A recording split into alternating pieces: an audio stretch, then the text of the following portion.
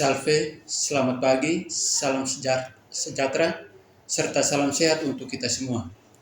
Pada pekan Prapaskah kelima ini bersama saya, Karolus Kutu, penyuluh agama Katolik pada kantor Kementerian Agama Kabupaten Nagikeo.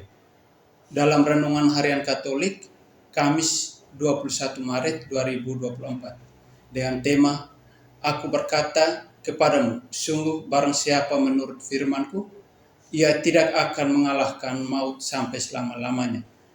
Dalam kitab suci Injil Yohanes bab 8 ayat 51 sampai dengan 58. Marilah kita berdoa.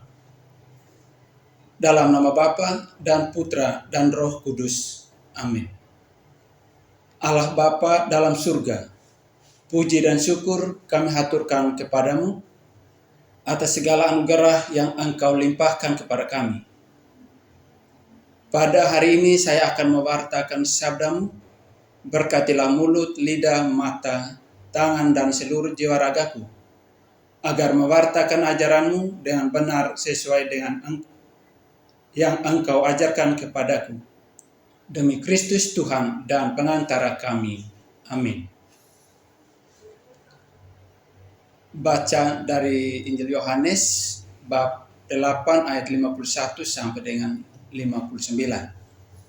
Sekali peristiwa Yesus berkata kepada orang-orang Yahudi, Aku berkata kepadamu, sesungguhnya barang siapa menuruti firman-Ku, ia tidak akan mengalami maut sampai selama-lamanya.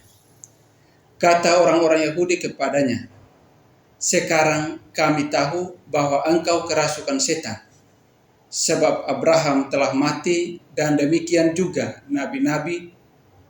Namun engkau berkata, barang siapa menuruti firman-Ku, ia tidak akan mengalami maut sampai selama-lamanya. Adakah engkau lebih besar daripada bapa kita Abraham yang telah mati? Nabi-nabi pun telah mati, dengan siapakah engkau semakan dirimu? Jawab Yesus, jikalau aku memuliakan diriku sendiri, maka kemuliaanku itu sedikit pun tidak ada artinya. Bapakulah yang memuliakan aku. Tentang siapa kamu berkata, Dia adalah Allah kami, padahal kamu tidak mengenal Dia, tetapi aku mengenal Dia. Dan jika aku berkata, Aku tidak mengenal Dia, maka aku adalah pendusta sama seperti kamu. Tetapi aku mengenal Dia dan aku menuruti firman-Nya. Abraham bapamu bersukacita bahwa ia akan melihat hariku, dan ia telah melihatnya dan ia bersukacita. Maka kata orang-orang Yahudi itu kepadanya, Umurmu belum sampai 50 tahun, dan engkau telah melihat Abraham? Kata Yesus kepada mereka, Aku berkata kepadamu, sesungguhnya sebelum Abraham jadi, aku telah ada. Lalu mereka mengambil batu untuk melempari Dia, tetapi Yesus menghilang dan meninggalkan bait Allah. Demikianlah sabda Tuhan. Terpujilah Kristus. Bapak, Ibu, saudara-saudari yang terkasih, tema renungan kita hari ini adalah Aku berkata kepadamu, sungguh barang siapa menurut firman-Ku, ia tidak akan mengalahkan maut sampai selama-lamanya. Bahasa yang tidak sambung sering menimbulkan salah paham dan pertengkaran. Dibutuhkan penyelarasan terus-menerus supaya bisa mengerti satu sama lain. Begitu juga dengan Tuhan. Kita perlu selalu melaraskan diri dengan Tuhan, sesama, dan seluruh ciptaan supaya saling mengerti. Yesus adalah Allah yang menjadi manusia. Dengan kata lain, Ia telah ada sebelum manusia diciptakan. Kata-kata orang Yahudi bahwa Yesus belum berumur 50 tahun dan apakah sudah melihat Abraham merupakan ungkapan keterbatasan atau ketidakmampuan untuk mengimani bahwa Yesus adalah Allah yang menjadi manusia, penyelamat dunia yang mereka nantikan kedatangannya. Percakapan antara orang-orang Yahudi dengan Yesus ini kiranya cukup bagus untuk mawas diri perihal kedalaman iman kita, entah dalam hal pengetahuan maupun penghayatan. Bapak, Ibu, sang saudara-saudari yang terkasih, kenyataannya orang lebih senang melihat kesalahan orang lain ketika orang itu melakukan suatu kebaikan.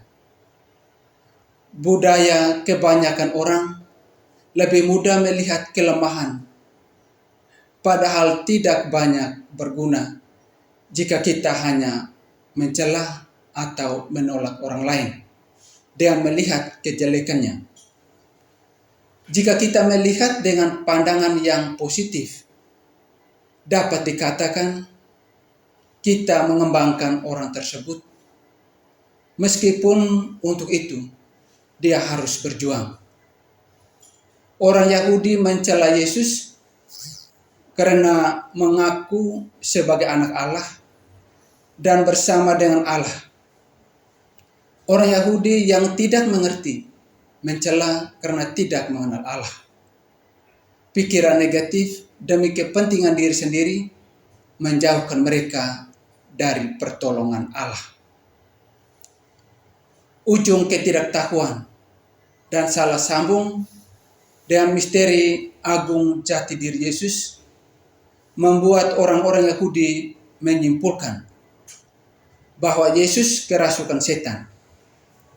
Bahkan lebih dari kata, mereka mengambil batu untuk melempari dia.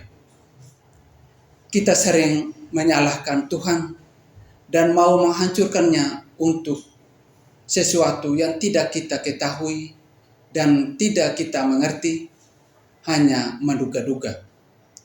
Kita menutup diri, tidak mengakui keterbatasan kita. Itu berarti sudah pasti kita terlalu bodoh, bukan dia. Sikap kita yang terlalu sembrono itu dapat menghancurkan orang lain dan diri sendiri, serta tetap merasa tak berdosa. Semoga. Marilah berdoa.